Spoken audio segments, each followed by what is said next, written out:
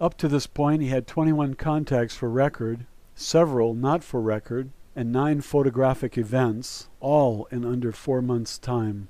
And these events took place in many different places, some very remote, difficult, and time-consuming to get to on his moped.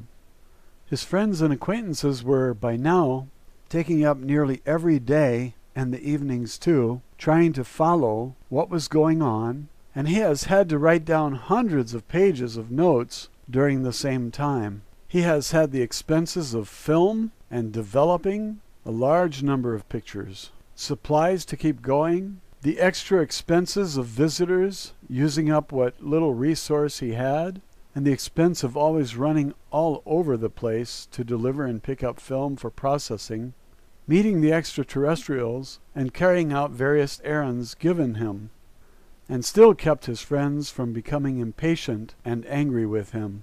We have come to agree that his objectives were well justified.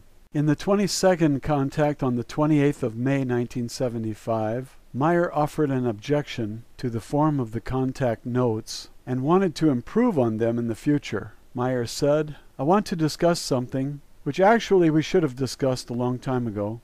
After our contacts, you transmit to me our conversations as only the defined points. You are transmitting to me only the main conversation, while you never send with it the final words, the leaving, the actual private matters, and the welcome as well. The greetings, leavings, and purely private things might not be important for the humans in this mission, but we have discussed some things which might be of interest to my fellow creatures. Here I mean those concerns which do not fall into my obligation of silence. Can you not change this?" Semyasi says, "If this is your desire, then of course I can. But I did not want to trouble you with too much work. Some private mission discussed things do not really belong in the reports, and some parts cannot be revealed at all. But I could transmit the other matters as well." Meyer says, "I must agree, and I will readily take up the additional work for me." Semyasi said, "As you want it. In these concerns, I like to accord to your wishes." Meyer says, "Thank you, Semyasi. Can you explain to me once now why your thought transmissions at a later point in time always appear stereotyped inside me, and why no repeats of any words or sentences appear?" What does he mean by that? "In your transmissions, I often have very great troubles with the writing, as you just simply keep dictating and do never repeat even one single word. Your report transmissions reach into my consciousness as we have done the conversation. Witnesses who have observed the reception of these transmissions report that the writing comes very rapidly and uninterruptedly in a steady cadence right through to the end of the message."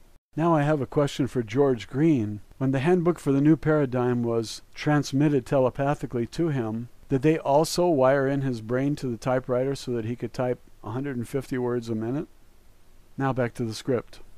Then, following a serious argument about the withholding of certain information, and Semyasi's suggestion that some information might have to be erased from Meyer's mind, he became irate and threatened to break off all contacts with them forever if they tried such a thing. A compromise was eventually reached. This was reported in detail in the preliminary report. A 23rd contact on the 3rd of June, 1975, was primarily a discussion of law and punishment, with an explanation that natural law was everlasting, but that institutional law and associated punishments were as changeable as the times themselves, and only half valid for their own period. As a humanity advances, the forms of punishment become more humane. Meyer says, "Fantastic, but our mankind in Earth is still too disunited and too corrupt for such a form." Semyasi says, "I already told you so," Meyer says, "but during your explanation, I had a quite fantastic thought. Could it be that in ancient times our Earth as well has served as an exiled planet?" Semyasi says, "Yes, surely your assumption is correct. In very ancient times, different fallible creatures were exiled from different worlds in this universe to your Earth, as well as from our race also. So you see, folks, we're made up of a bunch of rejects, and that even reduces our chance of survival more. If you don't think that you deserve to perish, ask yourself one question: what are you doing? After you've pondered that question for a while, ask yourself, what can I do? That should be the rhetorical question for the rest of your life. What can I do to save us? Let's continue the reading now. They then discussed kinds of love and interpersonal relationships between beings of different grades of intelligence and spiritual development. And Sannyasi mentioned, as she did once before, that intelligence could be developed artificially, and likewise the spiritual nature of beings. Well, I'd like to know if we were affected in that way by the Elohim. Is that the method by which they brought us from whatever they found here to what we are? And what are the flaws that are so obvious to outsiders that they see in us, that were intentionally put there by the Elohim, according to Lacerta?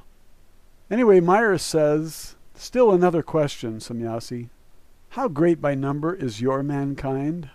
Sannyasi says, I can only answer you this question when I explain that we are connected to an alliance which extends itself far into the cosmos. To this alliance belong different solar systems, and the total amount of inhabitants of the humankind of life amounts to close to 127 billion.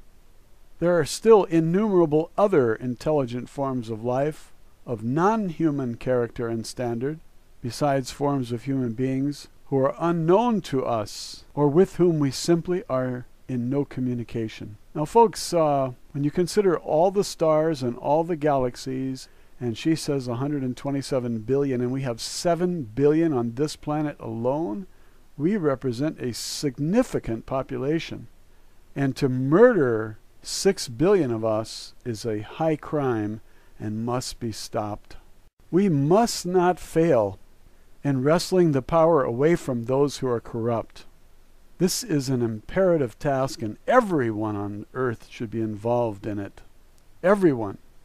And those who think that they are ahead by joining the bad guys against us, like the Clintons and the Bushes, Obama, his cabinet, if these people really think that they are benefiting in the long run, they are wiping out our species. And they are intelligent enough to know that they're doing this. And if they forgot, everyone should remind them. It's our duty. Every one of us should ask them when they stand up to talk to the public. We should ask them, have you ever thought about the longevity of the human race? That our chances are 1 in 1,000? Maybe if you reminded them, they might change a little bit. But you have to do it. It's your duty. I'm going to continue the reading now. In the 24th contact on the 7th of June 1975, Sannyasi launched into a monograph on nature, on knowledge and wisdom in evolution. Sannyasi said, "But I have still another matter which I want to announce to you. All truth and knowledge has remained transmitted and is preserved up to the present epoch, though it may be forgotten, disregarded, and lost by the earth human. And as truth, knowledge, wisdom, and love, and all power of the Spirit are unchangeable and constant, and the same in the present, this all must be conceived there and continue up." In other words, truth, knowledge, wisdom, love, etc. must simply be now brought together again. What you call by an old, for you, language, the backward relating religion, should for this case, and what has to be done by the same old language, be called religion. What does that mean? What in the world does that mean? This means that all has to be brought together again, which is to be considered religiously, but not religiously. In consequence, the already existing materials should be newly assembled to lead into the future.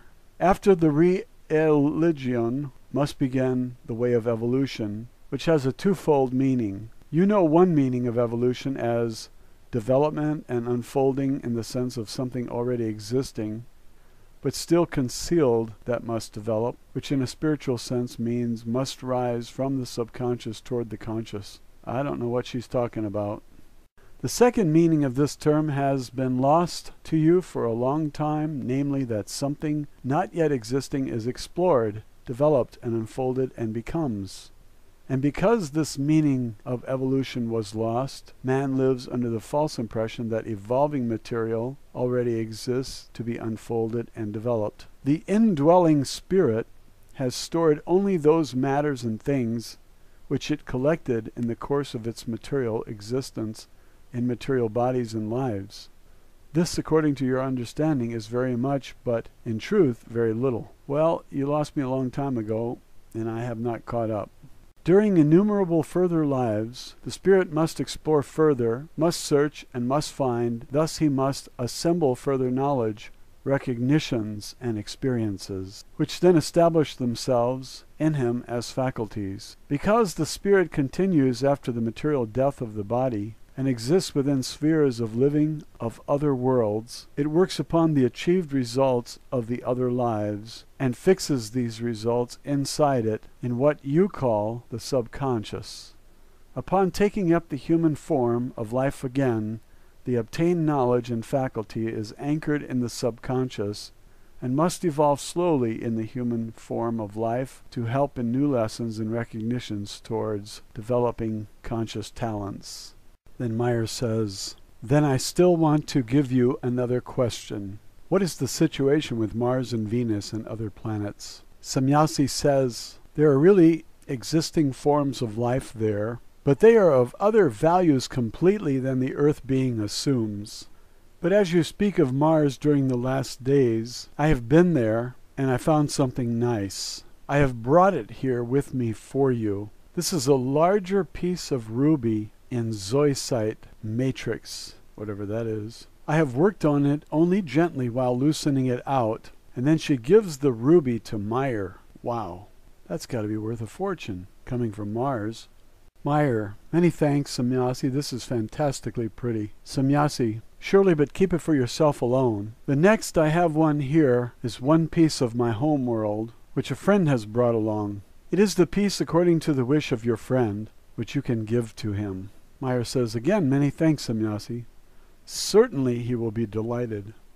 Could you just for my own collection bring along still a piece of malachite and an emerald? Samyasi says, surely, but I won't bring the emerald in pure form, as well as no other things of precious values. The reasons lie within your materialistic form of world. The Pleiadians had given Meyer a diamond crystal once before to sell to get some needed money, and it got him into considerable trouble with the authorities because he had no registration or bill of sale to show how he came to have it in his possession. Meyer said, I already understand, but nevertheless, I'm thankful to you. But now I must say that I should leave, for my way home is very long, and at 12 o'clock I necessarily must be home. The 25th contact took place at 1:46 a.m. on the 16th of June, 1975. Meyer was first advised that because of recent new developments the demonstration would have to be modified some, but that the Pleiadians still would not screen the ship from the sight of others. Meyer was also advised to get attention so that he could inform the public of an urgent matter that needed attention. That matter pertained to the progressive destruction of our ozone belt, which continues to deteriorate more and more. They advised him to prepare a flyer and send it to all the newspapers and information media, and to cry out this menacing danger from the rooftops. Such a waste of time. The newspapers would ignore it. Hollering from the rooftops would make him look like a nut. He was also to advise that the atomic danger had increased manyfold. Meyer says, you can talk so easily, Samyasi, as first I got rebuked that everything I write on paper is too harsh. In the other hand, always the silly question arises, why you should not assist us financially. Indeed, I sometimes could cry and weep, for I consider such things confoundedly unreasonable. I have at times considered simply throwing everything away and go doing some normal daily work. For first, I am then away from my financial sorrows, and for second, I do not have to answer unlogical questions. Samyasi says, the execution of your task is within your own consideration. If you want to retreat, then this would be unfortunate. On the other hand, we don't tie you by force or coercion, and you are free to decide. Consider, however, that only a very few Earth humans have similar opportunity, and many of these lack the courage to reveal the matters openly. As a human being, it is your duty to tell what you know and to help your fellow creatures this way. You did know from the beginning that it would be difficult, and that others would not just stand by for helping you. In consequence, I consider that you think somehow too easily and too early about ending our concerns. Meyer interrupts her and says, "You really talk easily." And Semyasi says, "Please let me speak until the end. I see you're being angry because the success with help is not as great as you expected. There is no need for your anger. Your fellow creatures have to learn first. In your help, I thus want to explain that you should once more deliberate it all very thoroughly and calmly before taking a negative decision. You have the very troublesome preparation work for those who will come after your time. Consider all very thoroughly until you arrive at a decision, rising not alone from rage. To the illogical questions concerning financial help, they should consider that we have no means of currency as used on Earth. Currency could be a basket of apples. Even if we wanted to, we could not satisfy your financial means, which you call money. Fortune plays, etc., will never serve, for these are extraordinarily evil. A third important point is that we do not allow ourselves to be provoked by your speeches and questions, because this earth is not your home, not ours, and as far as we are here and want to help the earth human within this development, then this corresponds to an obligation, which we have imposed upon ourselves and is not a must. Our mission is a voluntary self-obligation. This is from our side to which is added to your side, that the earth being must trouble himself and must contribute his own money also. She has no understanding of what money is. Money is anything that can be traded for something else. She gives him diamonds and he gets into trouble. She gives him rubies. Now, what's that going to do? How's he going to explain where he got it? It'd be a lot easier to just take a basket of fruit down to a swap meet of some kind and sell it at the market. People are not going to ask you where you got an apple. Continuing, the earth human must take upon himself a certain obligation and bear certain things for himself. It is wrong of him to take out help and assistance without contributing something therefor. If the earth human acts according to the principle that taking is better than giving, then he will not release himself from his malicious egoism. Well, that's a profound statement. Egoism is malicious, and in order to release yourself from malicious egoism, you have to accept that giving is better than receiving. What if everyone had that philosophy? Someone should start an organization. There's no money in this society. Everyone gets a place to live, everyone gets food to eat, and everyone produces something valuable, which the leaders then would take in exchange for those things that are needed, like food, clothing, and shelter. And we get rid of this money system. Just an idea. And the earthman is egotistical, one and enemas. What does that mean? Thus, exploitation is written in capital letters on your world. Well, you can say that again. Meyer says, "That is confoundedly clear, Semyasi. I still have some further questions I want." And she interrupts him. "By regret, I cannot accept them, for I still have to perform some things. You can ask your questions next time." Meyer responds, "Of course, as you wish. Can you tell me at least a little better point in time for the now diminished demonstration?" Semyasi says, "I have told you already that I cannot do that because of certain reasons, and I do not want to tell these reasons more clearly. It will be at that point in time when I have to go away for some time." In a restricted part of an earlier contact, Meyer was given a detailed description of the damage to the ozone layer surrounding our Earth as a result of our technological age, especially the atomic bombs. This was reported in detail beginning on page 56 of the preliminary report of investigation. But though the contact report was restricted at that time, Meyer was urged to bring the matter to the attention of a Professor Michael McElroy of Harvard University in the United States, who the Pleiadians said is among the foremost researchers on this subject. I wonder if they ever met him. I'd like to see the first meeting, see how shocked he is. They further said, because this message and others will be very important for the survival of all life forms on Earth. So Meyer is now being urged more directly to get attention so that his announcement of this danger will not escape notice. And this is one reason for ET's bold move to demonstrate their ships in front of other witnesses. That message was so important that we have decided to repeat it here. Quote, "For many tens of years, we have been studying all phases of your world. The ceaseless change goes on. And two, there are very dangerous developments. For many years, a dangerous change has been taking place in your stratosphere that has a deadly portent for all earthly life.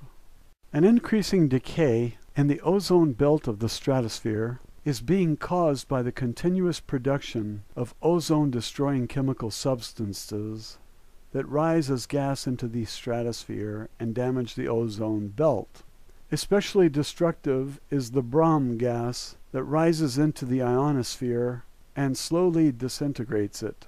Up to now, the average loss is 6.38%. That is a percentage loss that for all life forms is damaging and beginning to cause mutations. This percentage was reached in a time of 60 years only. Especially there are the Brahm gas substances that slowly destroy the ozone belt, as I have mentioned. Because of that, more and more ultraviolet rays from the sun come into the Earth atmosphere.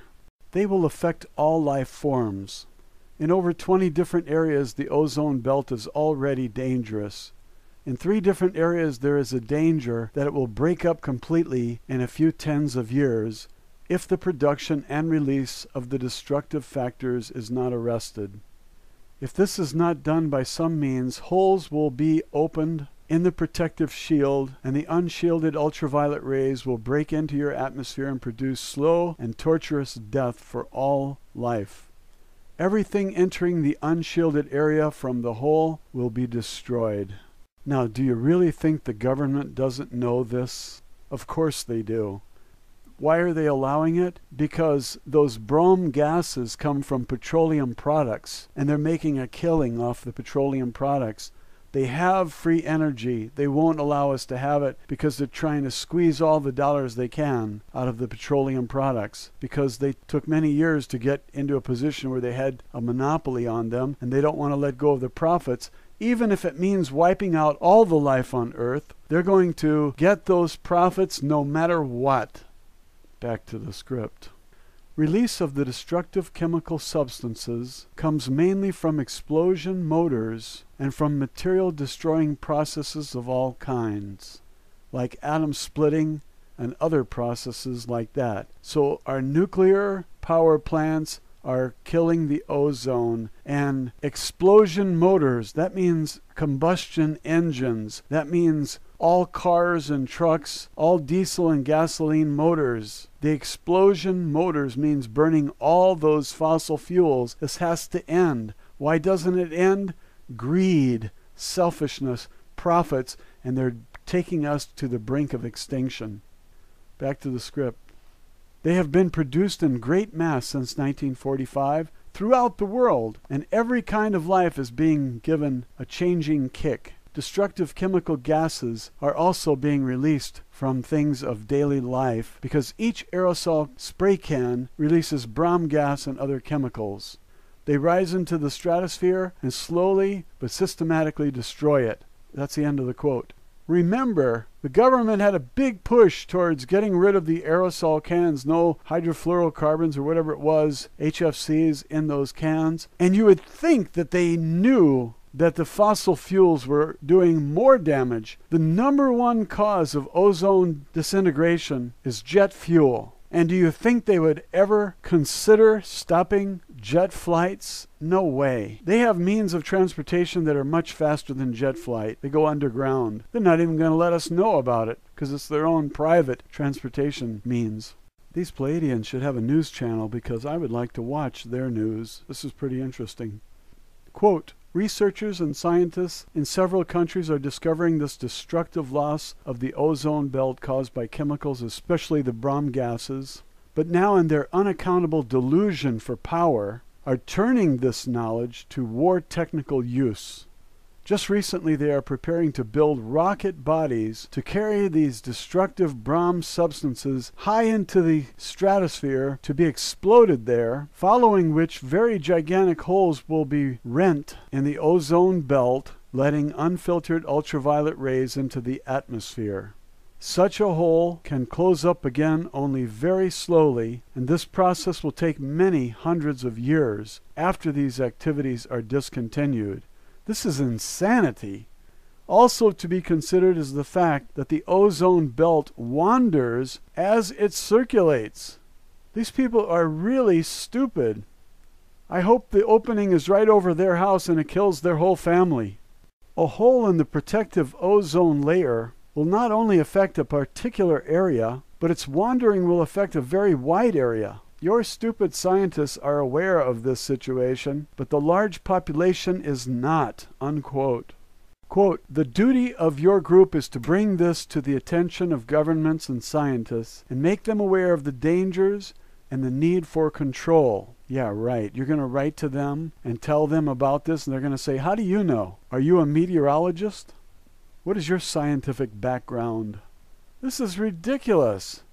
The aliens can't come up with a better idea than that? What they need to do is grab the microphone and a television camera and call a press conference and say, we are the Pleiadians, and we have a message for you, Earth people. Your leaders are selfish and greedy, and they're driving you to extinction, and here's our facts. Now you have some credibility. Back to the script.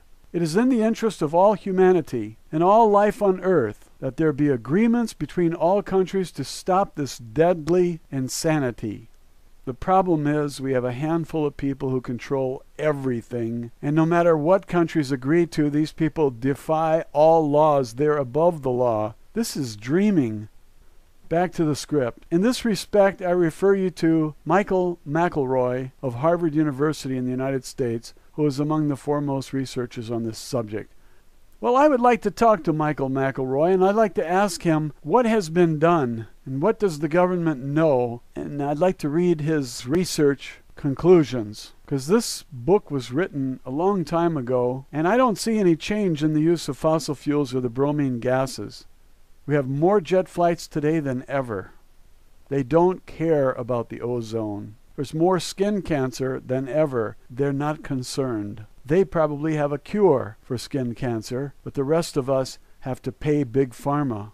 Edward Meyer made copies of that message and sent one to Michael McElroy at the address provided by those, should be ET visitors. He never heard from McElroy, but this letter never came back either. He also sent copies to the Secretary General of the United Nations. Oh, that'll do a lot of good. You might as well send it directly to the Illuminati, and to various departments of his own government, and to various local newspapers.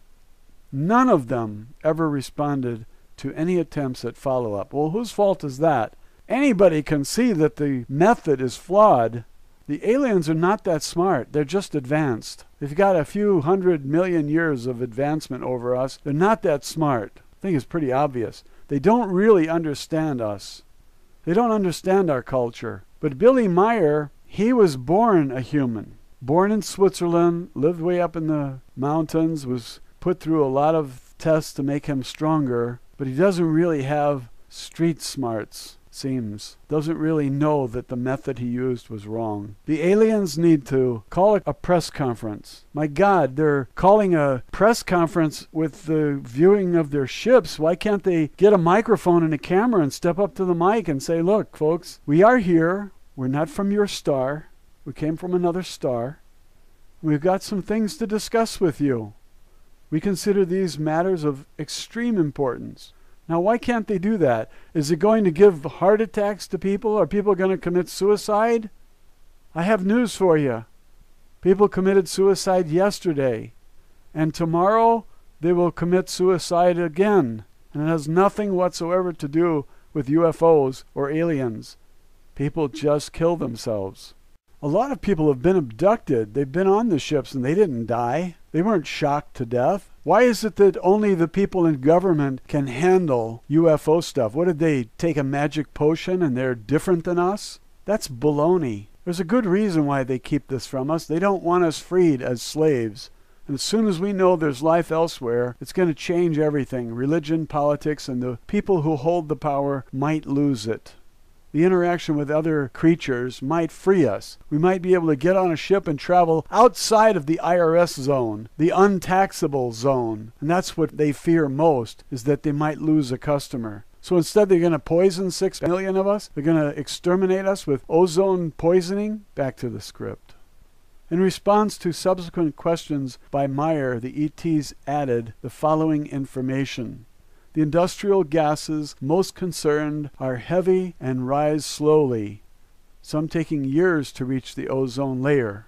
They pick up one or more ions from the ozone belt and, changing chemistry as well as weight, slowly fall back to the surface, carrying the ions with them. This has gone on since the beginning of our industrial age, but has been increasing on a science scale with our rapid rate of industrialization and the further contamination by vehicles of all kinds, and most disastrously jet aircraft. I said it earlier because I had read it before, and here it is in this book. Most disastrously is jet aircraft fuel. The burning of the jet fuel, kerosene, is the most damaging.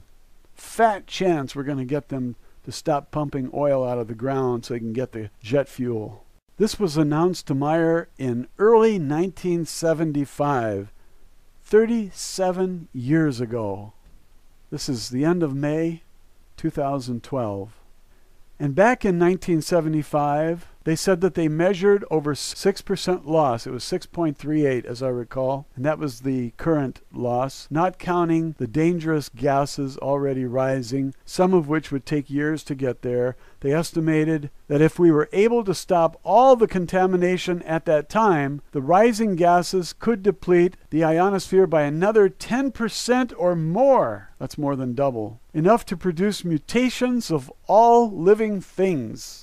Now, folks, I don't know about you, but I haven't felt this way since Al Gore was talking. This was just before Al Gore became a god, and even before they awarded him a Nobel Prize when they hypnotized all the people on the panel and told them to give it to Al Gore, the world's greatest scientist. But this is alarming, and this is real. This is coming from outsiders who flew here in a craft. They're at least hundreds of thousands of years ahead of us in their development. But I don't believe they're any more intelligent than we are. My God, look at the way they think. Okay, so back to the script. We did not stop. We did not even pay any attention to the warning.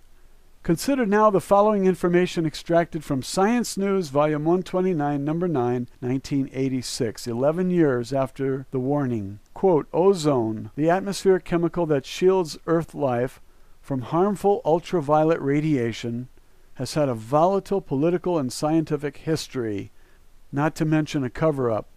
Battles have been waged over the extent to which chlorofluorocarbons, I said chlorofluorohydrogens before, I meant chlorofluorocarbons, CFCs, and other chemicals injected into the atmosphere, primarily by human endeavors, attack the cosmic layer. Science News, September, it looks like September 14th, but it's 9/14/B5, page 165. Human endeavors means the Illuminati primarily, and if we are guilty, it's because they force us to use their gasoline and jet fuel. Back to the script. Predictions of the resultant ozone depletion occurring globally in the next century have ranged from 3 to 18% as scientists work to unravel the mind-boggling complexity of atmospheric chemistry. Science News 4/12/82.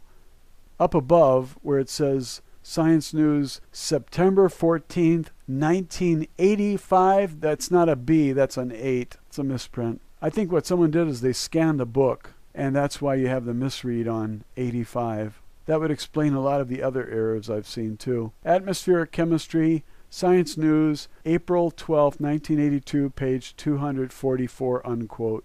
But as researchers have pored over the data in search of very subtle annual changes in global ozone chemistry, they have failed to notice the South Pole's ozone concentration during October has dropped much more drastically by 40% since the mid-1970s.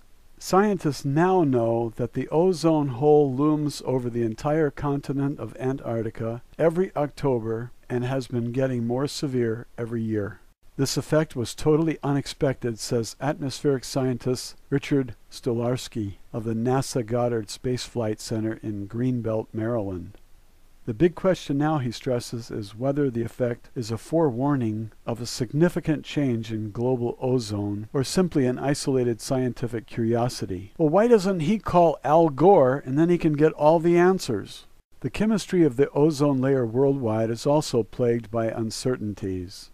But as the recent NASA report concludes, researchers now have compelling observational evidence that trace gases other than, should be CFCs, chlorofluorocarbons, and it's CGCs, such as methane, nitrous oxide, and carbon monoxide, are increasing on a global scale. Science News, May 18, 1985, page 308. And scientists now realize that the trace gases affecting ozone chemistry are the same as those that contribute to or alter the greenhouse warming of the planet. The two problems are intimately coupled. Well, the greenhouse effect theory has really been proven to be faulty because the atmosphere did not heat up as much as a greenhouse would. It changed maybe 1 degree, and that's questionable because of the cyclical nature of the up and down of this range. And that 1 degree change in the atmosphere did not affect the 4,000 miles deep core of the Earth, which is really what's been heating up. That's what melted the ice caps, and that's what is causing oceanic volcanoes and earthquakes all over the Earth. Something is causing the Earth's core to heat up, and Al Gore forgot to tell us that all the planets are heating up from the core, and volcanism is more common everywhere in the solar system, not just Earth. So Al Gore maybe ought to look into cars on Mars if the cars on Earth are the cause, because as a scientist, I think he stinks. But as a politician,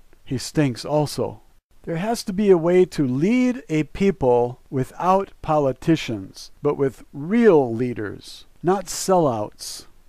Quote, the report, to which 150 scientists from 11 nations contributed, concludes, given that we know about the ozone and trace gas climate problems, we should recognize that we are conducting one giant experiment on a global scale by increasing the concentrations of trace gases in the atmosphere without knowing the environmental consequences. And now the question, if these people who are in charge, these so-called leaders, were told that what they're doing is harmful, do you think that would stop them? Every single one of them would want to make one more buck before they quit. They would squeeze every dollar they could out of this, and they wouldn't care what happens to humanity, even though they're part of humanity. Because greed and selfishness make people stupid. They will put so much gold on their boat that it sinks the boat. And they're not smart enough to know that greed has to be controlled. Otherwise, your ship sinks. Okay, back to the card. That report was accompanied by a sequence of 6 color maps made by the Total Ozone Mapping, should be spectrometer, and the reader is reading at spectrometer. I don't think it's neater, I think it's meter. Spectrometer, TOMS, Total Ozone Mapping Spectrometer, on the Polar Orbiting Nimbus 7 satellite launched by NASA in 1978, 3 years after the Pleiadian warning. They clearly show a 6-fold increase in the size of the ozone hole at the South Pole from 1979 through 1984.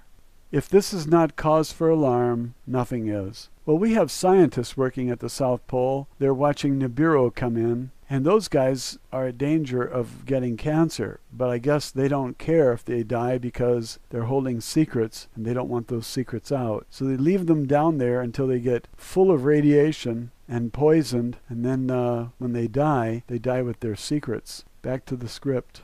But that is not all the harm being done. If we need confirmation, we need only turn to an article, The Dark Side of the Sun, on page 60 of Newsweek for June 9th, 1986, where they show that melanoma, skin cancer, has increased tenfold since 1930, early in the industrialization of this planet. Since 1930, the lifetime incidence of this form of skin cancer has gone from 1 in 1,500 people to 1 in every 150 people. The tenfold increase, and mostly in the last 10 years. Stop press.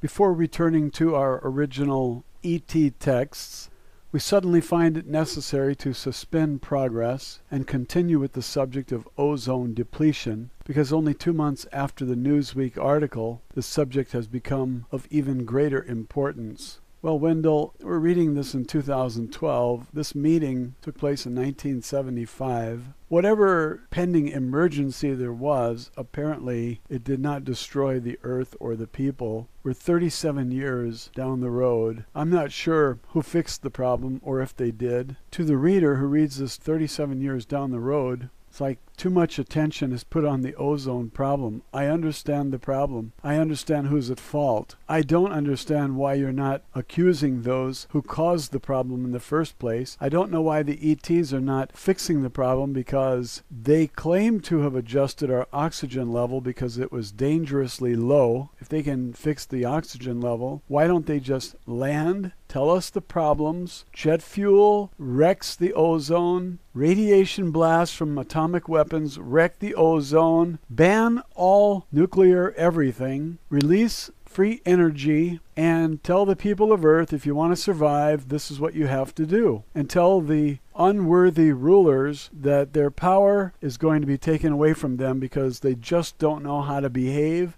They're putting the entire population of the world at risk, and we don't need that. The people want them removed once they know the truth. Isolate them, put them on a planet somewhere where they have to work, and they can take all their money with them as long as it's in the fiat currency.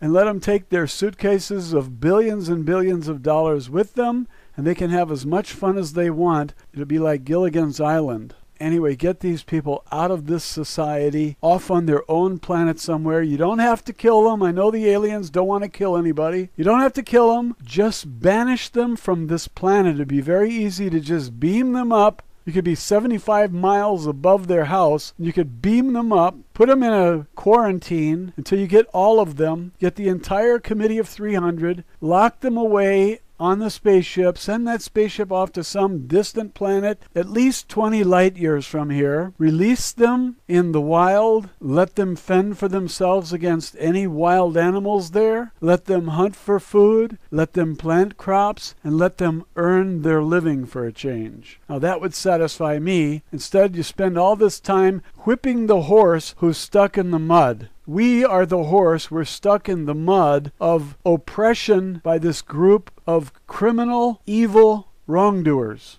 And there's nothing we can do about it except read countless reports and hear Al Gore go all over the world telling us how bad we are because we start the car and drive to work, because the government won't allow us to have the free energy devices. Now, I'm tired of reading about this garbage. I'm tired of hearing about the ozone damage, and it's time to do something about it. These aliens land here. They want to help. Quarantine the bad guys. Get them out of our hair. Get them out of the circulation. Let us return to people rule, because these rulers are not fit to rule. They're taking us down the wrong road. I'm going to return to the script now. It now turns out that the scientists who were calling the shots were so surprised and so unsure of their own findings that they watered them down considerably before releasing them. Well, that sounds very much like NASA. It sounds very much like the scientific community kowtowing to those who bribed them with grants and so on. We're sick of the whole regime. It's all corrupt. So they watered down their results considerably, and now they have confirmed the worst.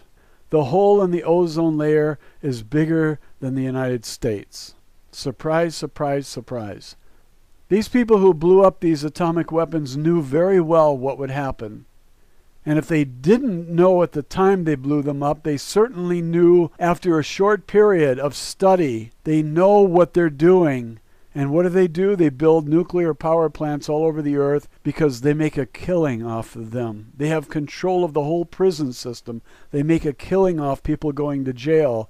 They control everything, and they're drawing out all the cash they can from the people. It's a slavery system. If you guys want to intervene, get rid of the slave masters. Get them out of our hair. That would be doing us the biggest favor you could ever do.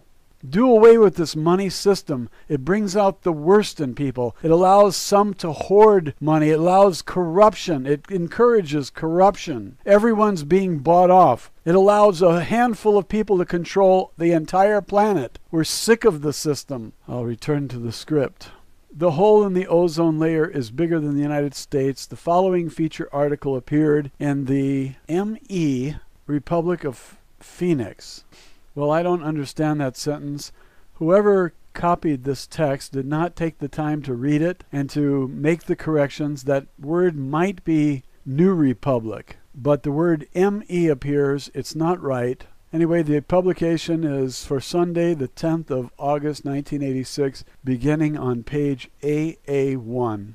Sorry about the visceral reaction, but Wendell Stevens was very close to Billy Meier, and I believe he had face-to-face meetings with the Pleiadians. He might have said something on our behalf that we are not in control, that we are being controlled, and it's a domination, it's against our will, it's without our consent. The Pleiadians are fallible. I didn't know that until I read this book. But now that I know they're fallible, I would like to take charge and start making demands on them. You want to help us? Get rid of these powerful people. Quarantine them. Get them off of our planet because they are poison to us. If you're going to do mass landings, get it over with. If you're going to talk to the people, don't talk through a Billy Meier. He's not interested. He can't afford it. Call a press conference, just like you did when they were going to photograph your beam ship. Call a press conference with all the media and have all the media know that this press conference is about aliens. Now, these people who fly around claim to have the ability to travel in the past and the future. They can go into the future. They can see if anything bad happened on that day, and if it did, they can avoid it.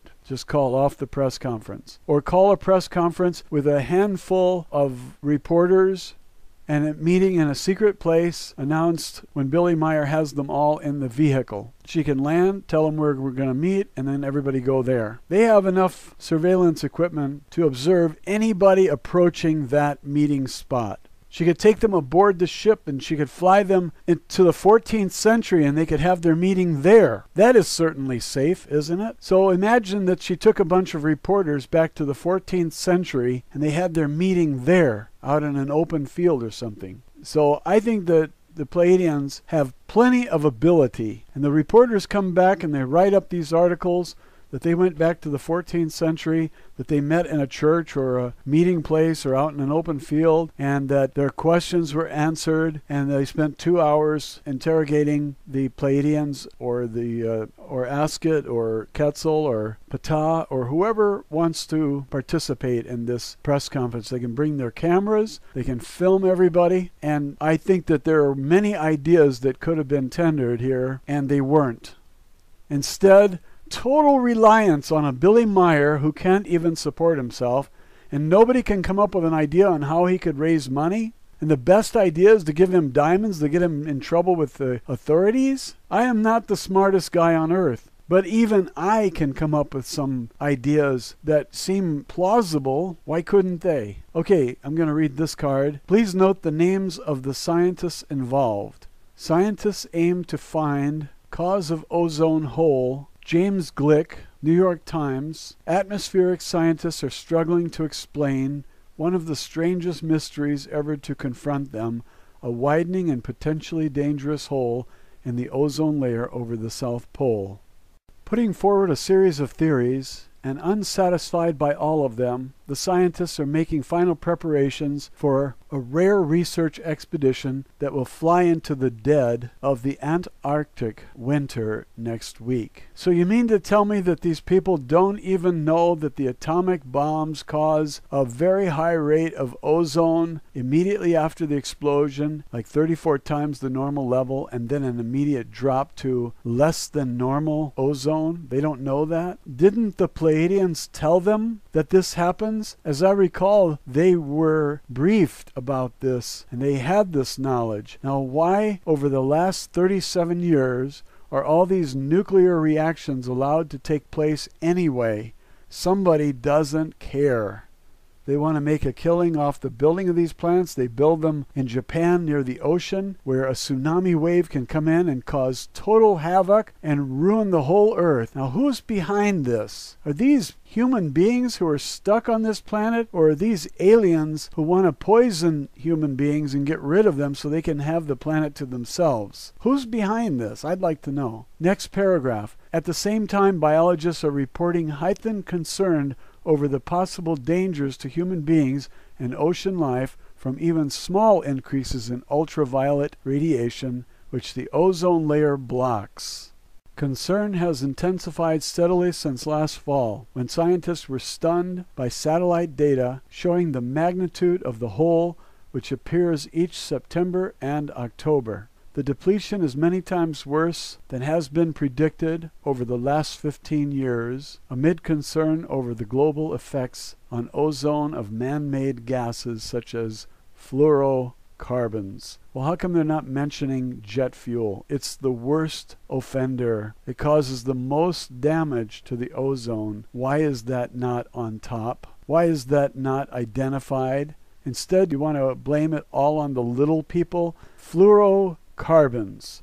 This is not the major cause of ozone damage. Jet fuel is, and the bromo gases. By flying 4 teams with advanced instrumentation into the American base McMurdo Sound, ordinarily closed to traffic in winter except for maintenance flights, the scientists hope to distinguish 2 extreme possibilities. Well, McMurdo Sound must be on Antarctica. The hole could be a transient climate phenomenon that will go away by itself. Yes, but it takes a few hundred years. Or it could be caused by man-made pollution. Or it could be caused by atomic explosions. Or it could be caused by man-made pollution, in which case it could continue to widen, reaching populated areas of South America, Australia, and Southern Africa, and appear at the North Pole as well. It's like rolling dice, says Michael McElroy of Harvard University's Center for Earth and Planetary Physics. The big money question is if what's happening in Antarctica is likely to be a foretaste of what might happen in the northern region. The mystery has renewed worldwide interest in the ozone issue, which began in 1971 with fears over gases released by supersonic jets and spray cans. Oh, well, look at that. Supersonic jets is mentioned before spray cans. How do you like that? The United States banned fluorocarbons in spray cans in 1978. They didn't bother banning jet fuel, though, did they? And a few European countries followed suit, but global production for uses ranging from air conditioners to foam has continued to grow. Well, propane can be used in air conditioners as the coolant, but since they want to monopolize it and charge $30 a pound for this stuff, they require you to use the brand of coolant that they monopolized, and so everyone has to pay through the nose for these air conditioner coolants. It's a scam, and people don't even know that propane can be used as a coolant. Now they use R22 and R122 or something like 112. I can't remember all the numbers. But this is all about greed. The whole ozone issue is about greed. It's about control, selfishness, greed. It has nothing to do with saving the planet. Next paragraph. All the predictions assumed that such gases in the stratosphere would result in a steady, gradual global depletion of ozone. Now scientists find themselves forced to confront a sudden, highly localized hemorrhaging effect of ozone that none of their calculations predicted. Instead of declining a few percent over decades, the Antarctic ozone has plunged 40% since 1979. Do they really have to spend this much time in this book about ozone? Is this book about ozone? What is this? Tell us about it in a few short sentences and let us move on. You're dragging us through chapter 4. We came here to hear about aliens, and what are we hearing about ozone? If the people who did the ozone damage are not taking responsibility for it, then round them up. They're criminals. They committed crimes against humanity. Why spend all this time on the book? Next paragraph. On one hand, it's very exhilarating and challenging, and on the other, scary. Yes, we were whipped into a frenzy of fear by Al Gore all through the 80s and 90s about global warming, and this has the same spirit. Scary because it's hard to place your bets with any confidence. So the scientists have no idea what's going on. I think there's a handful of people who know exactly what's going on. Ralph J. Ciccarone of the National Center for Atmospheric Research. Ozone is an unstable form of oxygen, with molecules of 3 atoms instead of 2. In the upper atmosphere, it forms and breaks down continuously in chemical processes that have proved sensitive to the presence of other rare gases. The Antarctic hole appears 8 to 10 miles up. At the end of winter, as the spring sun rises briefly over the horizon, by the end of November, the ozone levels recover. Each year, though, the hole has expanded. In 1985, it reached a size equivalent to the United States. When the ozone is thin, the ultraviolet radiation reaching the ground in Antarctica would produce a tan, even in the low, pale October sun, a level that overpopulated areas would sharply increase the incidence of skin cancer. The initial report of the hole by British scientists in March 1985 caused little excitement, partially because the British team in Antarctica was not well known among atmospheric scientists. I can't believe it. They still are whipping the horse here on the ozone. But later last year, scientists at the National Aeronautics and Space Administration produced satellite data confirming the British findings and showing how big the hole was. NASA scientists found that the depletion of ozone was so severe that the computer analyzing the data had been suppressing it, having been programmed to assume that deviations so extreme must be errors. The scientists had to go back and reprocess the data going back to 1979. Okay, so now we're getting in one layer deeper into the ozone mystery catastrophe. Just as an earthquake precedes volcanic eruptions, this could be a signal of something worse, says Mark Schoberl, a NASA scientist at the Goddard Space Flight Center in Greenbelt, Maryland. It could be the leading edge of something more detrimental. It could expand outward to more populated areas. We just don't know right now. Well, times have changed. People do not quote NASA scientists with the same confidence as they had back when this book was written. NASA is the space agency that's controlled by the same people that profit from the sale of jet fuel and the sale of everything else. They're not about to let go of any free energy so that we don't need these costly petroleum products. More? Oh boy. As the Antarctic expedition prepares for departure, new theories are emerging. I got a theory for you. How about atomic bombs cause ozone damage? You like that theory? All speculative and none convincing. Some use chains of chemical reactions to link the hole to the gradual depletion already observed.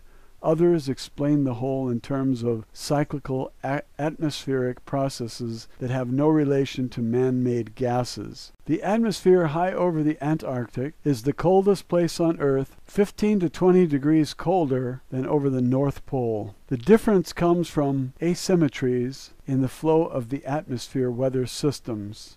Some climate experts think a change in the ordinary dynamic motions of waves and the cyclones in the upper atmosphere might cause the hole. For example, an upwelling of air over the pole could push aside the layer of stratosphere with the most ozone, replacing it with low ozone air from lower altitudes. Such an explanation implies that the whole may have come and gone in the past before it could be measured. Even so, to be convincing, such an explanation needs to answer the question, why now? One theory ties the whole to volcanic particles that have built up in the polar atmosphere. The particles could be heated by the sun, causing the upwelling. Another theory suggests that the dynamics could be affected by a change in solar activity. Jerry Malman, director of the Geophysical Fluid Dynamics Laboratory in Princeton, New Jersey, is one of those who favor a dynamical explanation, although he thinks all of the existing theories suffer from a level of evidence somewhere between minuscule and non-existent. The whole points to shortcomings in the existing computer models used to make predictions about the Earth's climate, he said, but it does not necessarily confirm the worst ozone warnings of the last decade. You could say, aha, we found the great smoking gun, Malman said, but the chemistry does not really match up. So far, there is a lot of wishful hand-waving. He has bet a Chinese lunch that ozone levels will rise again this year. Chinese food sounds good. On the other hand, McElroy of Harvard favors a chemical explanation, and he put one forward last month in the British journal Nature. The man-made gases that break down ozone include, most prominently, chlorine, formerly released by spray cans and now by a host of industrial processes. McElroy's theory relies on another element as well, bromine, a much rarer gas used in specialized fire extinguishing equipment. In the sequence of chemical reactions he proposes, little bromine produces large ozone depletion. If this theory is correct, policymakers might find that strictly controlling bromine would be more effective than controlling chlorine. All of the theories make specific predictions about the polar atmosphere that should be testable, hence the Antarctic expedition announced by the National Science Foundation. You know how much excitement this is causing in scientific circles and industry and government, says Ciccarone of the National Center for Atmospheric Research.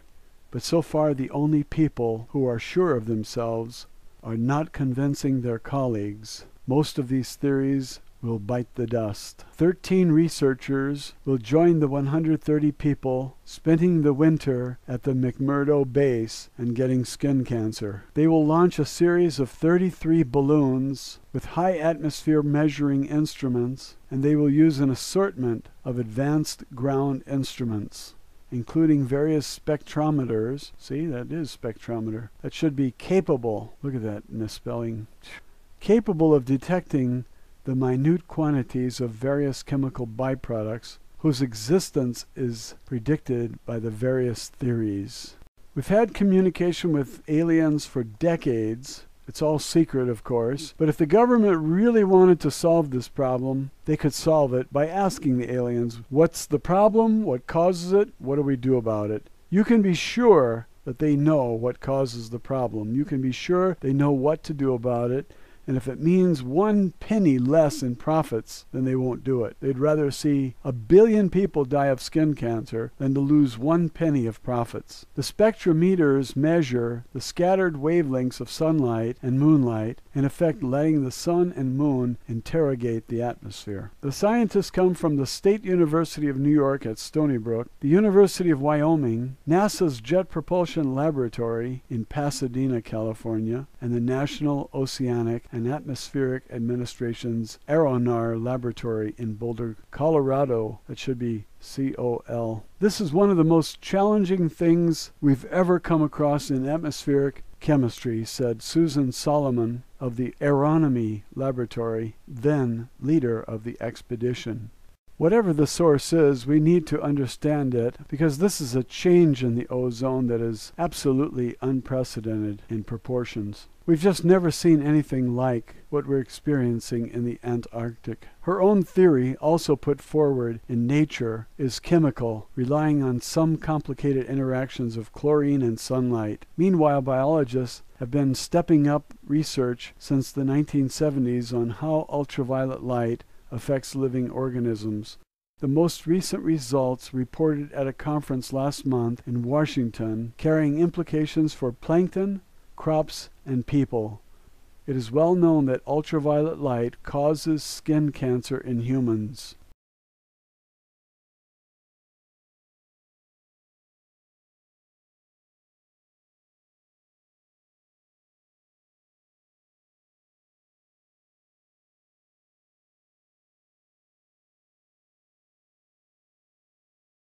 As humanity advances, the forms of punishment become more humane. Meyer says, fantastic, but our mankind in Earth is still too disunited and too corrupt for such a form. Semjase says, I already told you so, Meyer says, but during your explanation, I had a quite fantastic thought. Could it be that in ancient times our Earth as well has served as an exiled planet? Semjase says, yes, surely your assumption is correct. In very ancient times, different fallible creatures were exiled from different worlds in this universe to your Earth, as well as from our race also. So you see, folks, we're made up of a bunch of rejects, and that even reduces our chance of survival more. If you don't think that you deserve to perish, ask yourself one question. What are you doing? After you've pondered that question for a while, ask yourself, what can I do? That should be the rhetorical question for the rest of your life. What can I do to save us?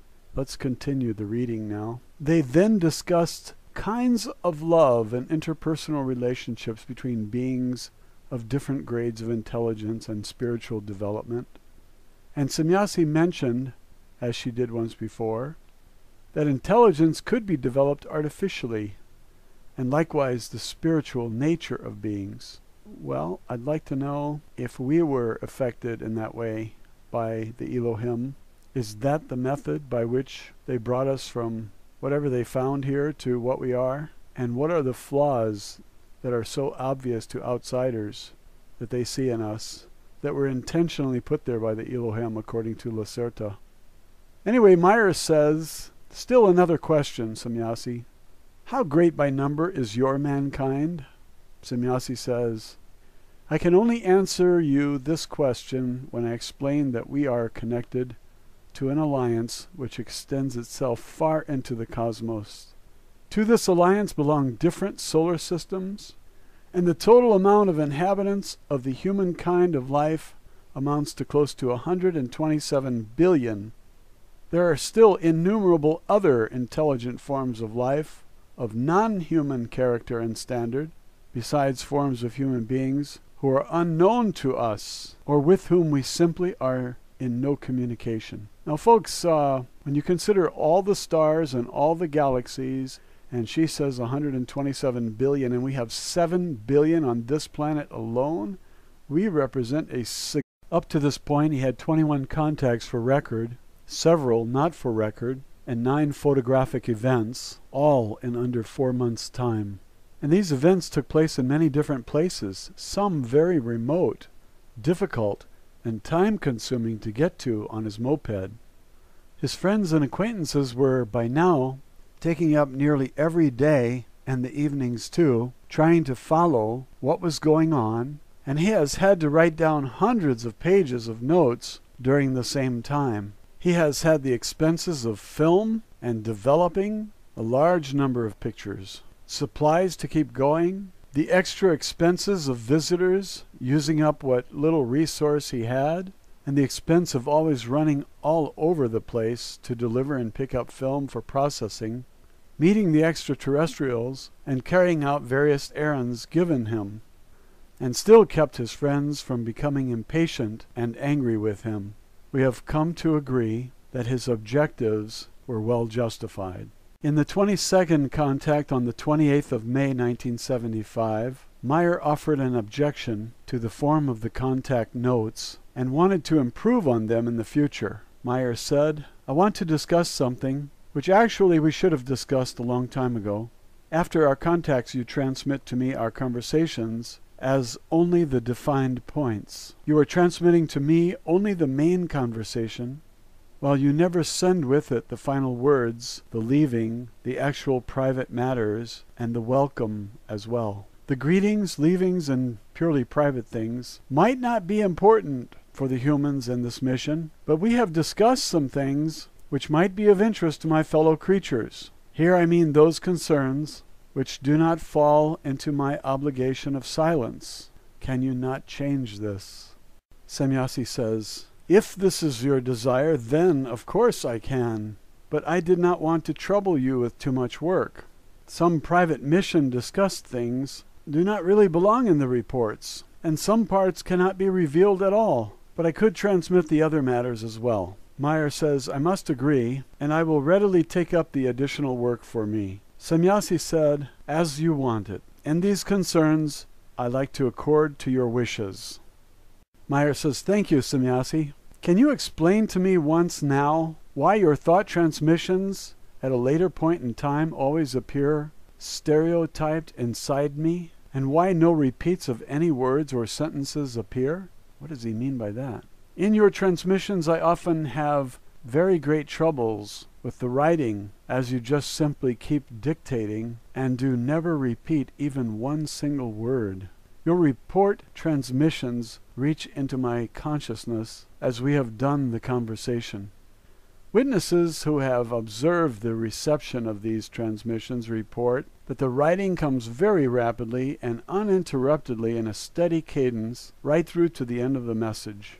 Now I have a question for George Green. When the handbook for the new paradigm was transmitted telepathically to him, did they also wire in his brain to the typewriter so that he could type 150 words a minute? Now back to the script.